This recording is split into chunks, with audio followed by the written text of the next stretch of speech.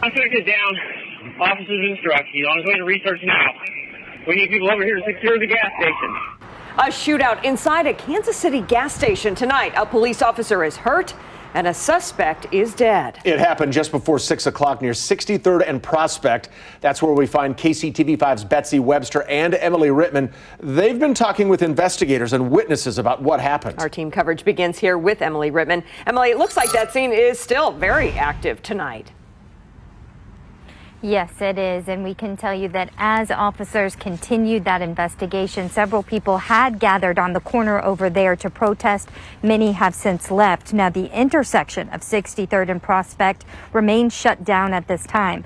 It has been blocked off since the shooting occurred just before 6 p.m. tonight.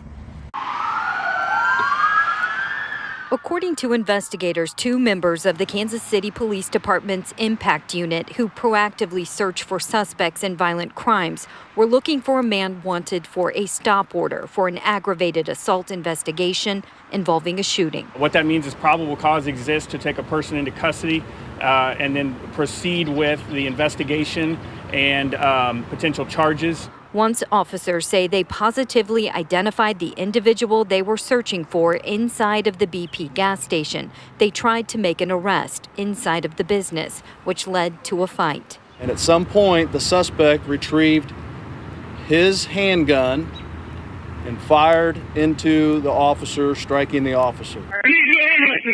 Shots fired. Suspect is down. Officers instruct. He's on his way to research now. We need people over here to secure the gas station. The officer was shot in the leg. The officer in self-defense returned fire, striking the suspect. That suspect has been pronounced deceased at this time. And I believe our suspect is in custody inside the business. The suspect was taken to Research Medical Center where he was pronounced dead. We are waiting on an update on the officer's condition, who was also taken to research. The hospital is less than a half mile from the BP where the shooting occurred. Investigators have not released the identity of the man who was shot and killed or the identity of the officer who was shot in the leg. Police say the officer was in uniform at the time. Reporting live, Emily Rittman, KCTV5 News. Thank you for that update, Emily. Now, the shooting happened in a pretty busy area. There's a lot of homes and businesses there around 64th and Prospect. Research Medical Centers, as she mentioned, is just down the street. KCTV5's Betsy Webster continues our team coverage. She talked with people who were in the area when this all happened. So, Betsy, what are they saying? Well, you know, there's a CVS right here across the street. Some were here. There are people who live and shop in this area who were upset to hear what happened, and on more levels than one. I saw a bunch of cars and everybody flying up and down the street. Plenty of people passing by saw the aftermath, then asked us what happened. I just got chills. I didn't know what to say. It's crazy. A police officer and a civilian shot, or as one man said, no, just 2 human beings shot at the BP. It doesn't matter whether they're a cop or a civilian or whatever. The thing is, people, it's still the wild, wild west. They act like Jesse James and Billy the Kid running around here.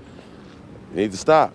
Highway Patrol investigators say a team of officers was trying to locate a man wanted for a shooting, had identified him as the man they had a stop order for. The arrest led to a struggle inside the BP. The Highway Patrol said the civilian pulled a gun and shot the officer in the leg.